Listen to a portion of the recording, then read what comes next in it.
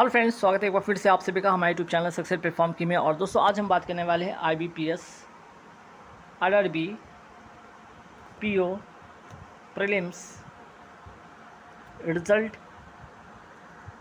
के बारे में बात करने वाले हैं। ठीक है, अब अभी से कुछ ही घंटों में कह सकते हैं कि आपका रिजल्ट आपके ऑफिशियल वेबसाइट पे देखने को बन सकता है।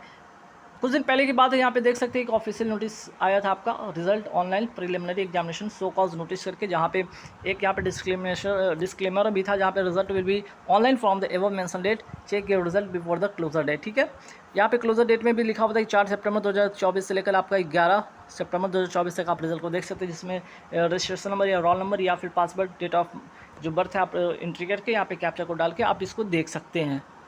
लेकिन तब ये था कि आपका ये यहाँ पे रिज़ल्ट नहीं था। ठीक है, ये आपका क्या था, रिज़ल्ट नहीं था, बल्कि एक शॉर्ट नोटिस उन लोगों के लिए था जिनका भी जो भी एग्ज़ाम दिए, जिनका भी किसी तरह से कोई भी इशू हुआ हो, उनका सिग्नेचर की अगर बात करें, सिग्नेचर में कोई फॉल्ट है या बायोमेट्रिक के समय किसी तरह का थंब इम्प्रेशन में किसी तरह का इशू रहा हो, तो वैसे लोग जिनका मिसमैच हुआ है, ठीक है, जहाँ पे कुछ चीज़ ऐसा हुआ जो इशू हुआ है, मिसमैच हुआ, उनके लिए एक पर्टिकुलर नोटिस उन लोगों के लिए गया था जिनका रिजल्ट में कोई इशू की वजह से उनका रिजल्ट रुक सकता है, उनके लिए एक नोटिस है। लेकिन अगर हम बात करें यहाँ पे 11 सितंबर आज जो है एंड हो चुका है, 11 सितंबर खत्म हो चुका है, आज है 12 सितंबर। ठीक है, तो आप ध्यान रखिए 12 सितंबर यहाँ अगर बात करें तो आज शाम तक, ठीक है, शाम में तक कभी भी आपका जो है शाम तक में कभी भी आपके ऑफिशियल वेबसाइट, ठीक है, इसके ऑफिशियल वेबसाइट IBPS.in पर आपको यहाँ पे कुछ यहाँ पे इसका ऑफिशियल नोटिस जरूर देखने को बनेगा रिजल्ट को रिगार्डिंग। ठीक है, तो आप लोग हो जाइए तैयार। ठीक है, आज किसी भी घंटे किसी भी समय में या कुछ घंटों में आपका जो है रिजल्ट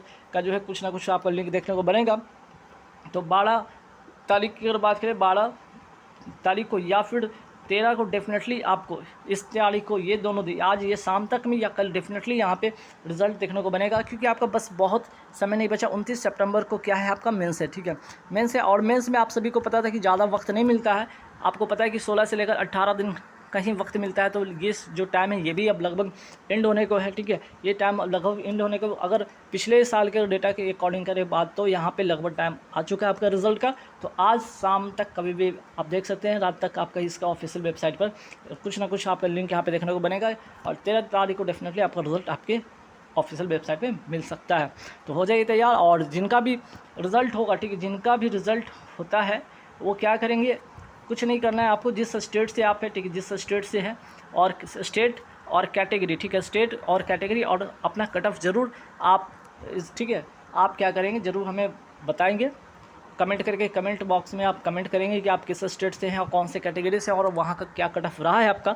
जिनका भी रिजल्ट होता है उन सभी को ऑल द बेस्ट। जिनका नहीं भी होता है वहाँ पे डिसअपॉइंटमेंट होने की कोई ज़रूरत नहीं है। आपके पास बहुत सारे अभी ऑफ़र, बहुत सारे अभी मौके हैं, जैसे कि अभी आपका देखा जाए तो आपका IBPS PO भी है आपका, ठीक है, इसके बाद IBPS कलर का रिजल्ट आना बाकी है, IBPS RRB का कलर का रिजल्ट आना बाकी है। दूसरी बात यहाँ पे SBI का भी है आपका, है जो बहुत ही जल्द आपका इसका ऑफिशियल नोटिफिकेशन ऑनलाइन होने का यहाँ पे मैसेज जो है इसका ऑफिशियल वेबसाइट पे देख सकते हैं कुछ ना कुछ नोटिस। तो बहुत सारे आपके मौके हैं। और अगर बात करें इस बार के जो एक्सपेक्टेड कट ऑफ की बात करें, ठीक है, एक्सपेक्टेड, चलिए अभी तो रिजल्ट आने में कुछ घंटे समय है, तो एक्सपेक्टेड कट ऑफ हम अनुमान लगा सकते हैं वो, ठीक है, ये एक्सपेक्टेड कट ऑफ अनुमान लगा सकते हैं, एग्जैक्ट तो नहीं हो सकता, लेकिन एक्सपेक्टेड कर सकते हैं कि हाँ इस तरह का हो सकता है। क्योंकि इस बार की अगर बात करें तो कंपोजिट टाइम रहा नहीं था, ठीक है, कंपोजिट टाइम जो 45 मिनट था इस बार वो था नहीं, यहाँ पे सेक्शनल टाइमिंग था 45 मिनट, जिसके कारण बहुत ऐसे स्टूडेंट्स हैं जो नए स्टूडेंट्स हैं उनको परेशानी हुआ, जो पुराने स्टूडेंट उनको भी कहीं ना कहीं मुश्किल हुआ है। तो इतने कम समय में आपको कर पाना, ठीक है,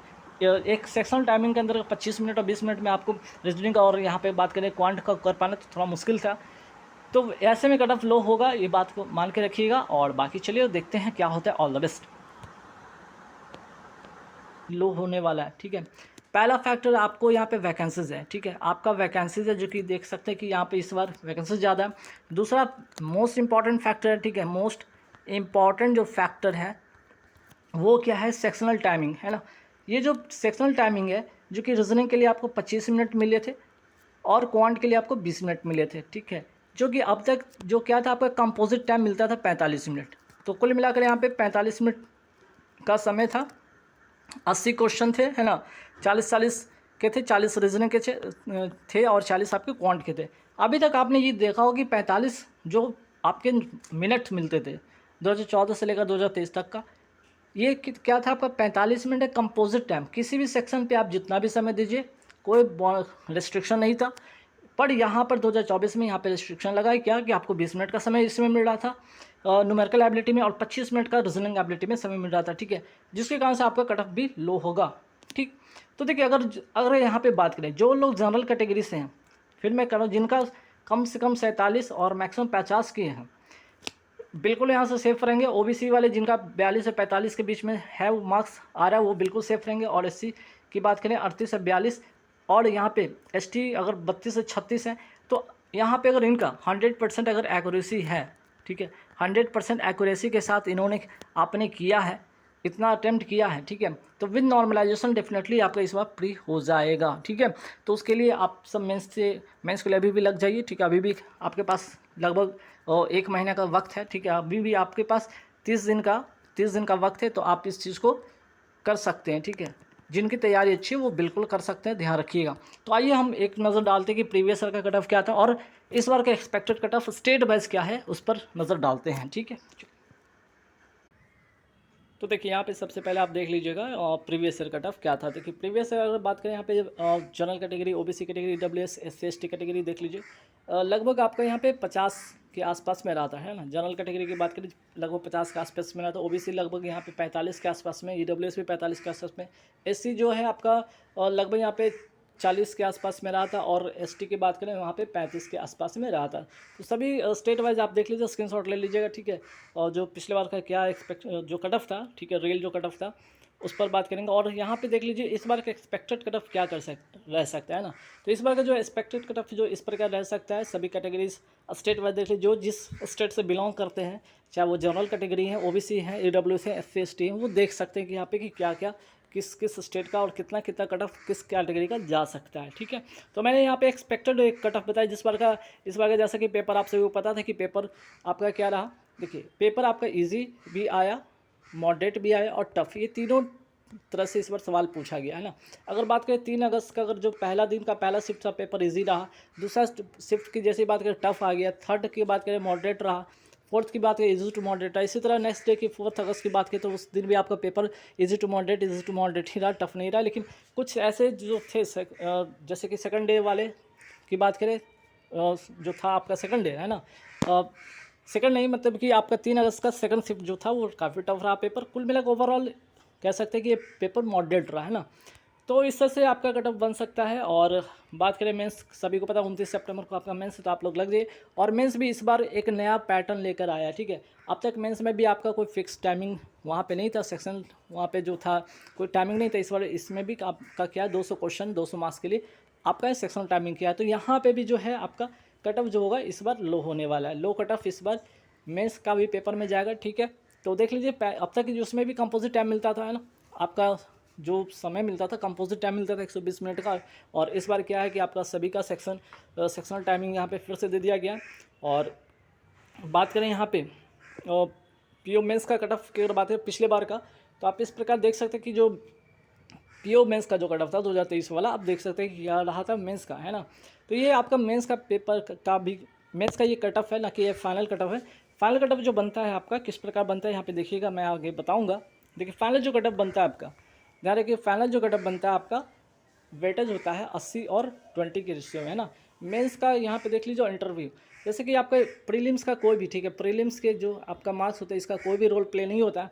आपका मेंस में जो मार्क्स आता है और इंटरव्यू का मार्क्स आता है, ये दोनों मिलाकर आता है। सपोज कि किसी को 200 में 80 मार्क्स आ गए, तो 80 को क्या कीजिए यहाँ पे आप 4 से मल्टीप्लाई कर लीजिए, 832 मार्क्स हो गया। और यहाँ पे किन्हीं का 100 में 70 मार्क्स आता है इंटरव्यू में, इसको 2 से आप मल्टीप्लाई कीजिए, 14 मार्क्स आता है। तो फाइनल सिलेक्शन जो होता है दोनों को ऐड कीजिएगा तो आता है 46 मार्क्स, और आउट ऑफ 100, तो इसी आउट ऑफ 100 पे से इस तरह का आपका जो है फाइनल रिजल्ट बनता है, ठीक है।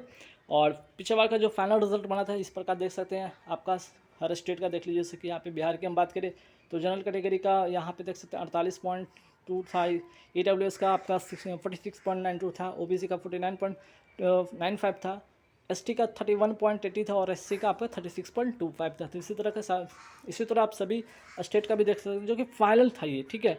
फाइनल आपका जो कट ऑफ बनता है वो 100 पर बनता है ना। फाइनल जो बनता है कट ऑफ किस पे बनता है आपका 100 पे बनता है, ना कि 200 पे। 200 पे आपका तो मेंस होता है, तो मेंस का आपका रिजल्ट हो जाने से नहीं होता, बल्कि आपको इंटरव्यू फेस करना पड़ेगा।